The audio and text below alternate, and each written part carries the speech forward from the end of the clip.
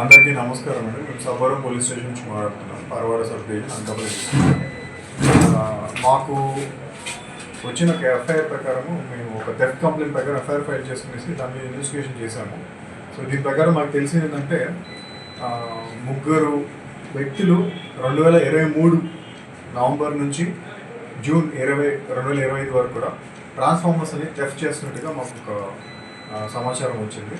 So దాని investigation basis మీద మేము కంటిన్యూస్ ఎఫర్ట్స్ పెట్టిన తర్వాత సబ్బవరం సిఐ గారు అలాగే సబ్బవరం ఎస్ఐ గారు సో మనకి దీంట్లో మొత్తం మనకు తెలిసిన డీటెయిల్స్ ఏంటంటే ఈ వ్యవధిలో 42 ట్రాన్స్ఫార్మర్స్ వీళ్ళు థెఫ్ట్ చేశారండి.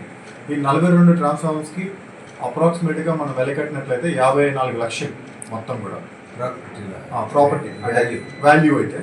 సో వీళ్ళు ఏం చేస్తున్నారంటే థెఫ్ట్ చేసిన తర్వాత దీంట్లో ఉన్న కాపర్ని వీళ్ళు తీసుకుని వెళ్ళేసి అమ్మేస్తున్నారు మళ్ళీ కూడా.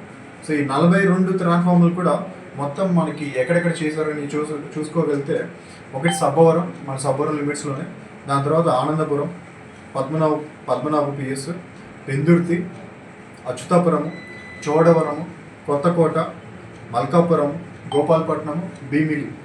సో ఈ లిమిట్స్లో ఈ ఏరియాస్ మొత్తం కవర్ చేస్తే వీళ్ళు టెస్ట్ చేశారు. ఎంతమంది సభ్యులు వీళ్ళు మొత్తము 5 మంది అండి. మనకి ప్రస్తుతానికి ఒక ముగ్గురిని పట్టుకున్నాము. ఇంకో ఇద్దరు దొరకాల్సి ఉంది, అబ్స్కాండింగ్లో ఉన్నారు, వాళ్ళని పట్టుకుంటాము. సో వీళ్ళు రెగ్యులర్గా ఏం చేస్తారంటే మార్నింగ్ వచ్చేసి చూసుకుని ట్రాన్స్ఫార్మర్స్ ఎక్కడ ఉన్నాయో పొలాలు కానీ కట్ల మీద కానీ, ఆ తర్వాత వీళ్ళు ఏదో టైంలో ఈవినింగ్ వచ్చేసి ఈ ట్రాన్స్ఫార్మర్స్ టెస్ట్ చేస్తున్నారు. సో ఈ తీసుకునేసి వీళ్ళు నైటే వీళ్ళు మూవ్ చేసుకునేసి ట్రాన్స్ఫార్మర్స్ని ఆ కాపర్ వైర్ని అమ్ముతున్నారు. మనము వ్యవసాయం చేసుకునే మన ఎవరైతే ఫార్మర్స్ ఉన్నారో సో వాళ్ళ ట్రాన్స్ఫార్మర్స్లో థెఫ్ట్ చేయడం అనేది చాలా చాలా చాలా అంటే చాలా తప్పు. ఎందుకంటే వాళ్ళు చాలా కష్టపడి పని చేసుకుంటూ చేస్తున్నారు, వీళ్ళు ఈ ట్రాన్స్ఫార్మర్స్ థెఫ్ట్ చేస్తున్నారు. సో ఇది ఇట్లాంటి ఏదైతే నేరాలు ఉన్నాయో మనం ఎప్పుడు కూడా వీళ్ళు అట్లాంటి వాళ్ళు ఖచ్చితంగా ఇమీడియట్గా క్యాచ్ చేసే శిక్షణ చాలా ఇంపార్టెంట్.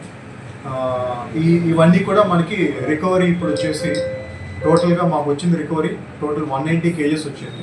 దాంట్లో ఒక 100 కేజెస్ మన సబ్బవరం లిమిట్స్లోది, మిగతా 90 కేజెస్ ఆ కన్సర్న్ పోలీస్ స్టేషన్ వాళ్ళకి సంబంధించిన రికవరీ అంటే మనకు లభించిన ప్రాపర్టీ వాల్యూ మనకి ఇప్పుడు ఏం చేస్తారంటే ఇది కన్వర్ట్ చేస్తారండి కాపర్ వైర్ కింద బ్రేక్ చేసి.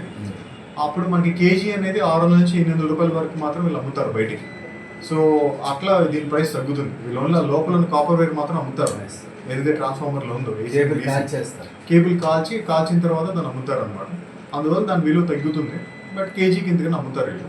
అమ్మిన తర్వాత అక్కడ నుంచి హైదరాబాద్కి కొంటున్నారండి వీళ్ళ దగ్గర నుంచి. సో ఈ డీటెయిల్స్ అని తీసుకున్నాం, ఫర్దర్ ఇన్వెస్టిగేషన్ చేస్తామండి. మా ఈ టోటల్గా ఈ క్రైమ్ రిలేటెడ్ ఫాస్ట్గా ఇన్వెస్టిగేట్ చేసి అక్యూజ్డ్ పట్టుకున్నందుకు గాను సిఐ గారికి, ఎస్ఐ గారికి నేను కృతజ్ఞతలు చెప్పుకుంటున్నాను.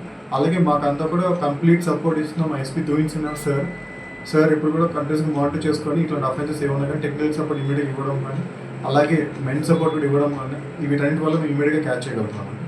అందరికీ ధన్యవాదాలు.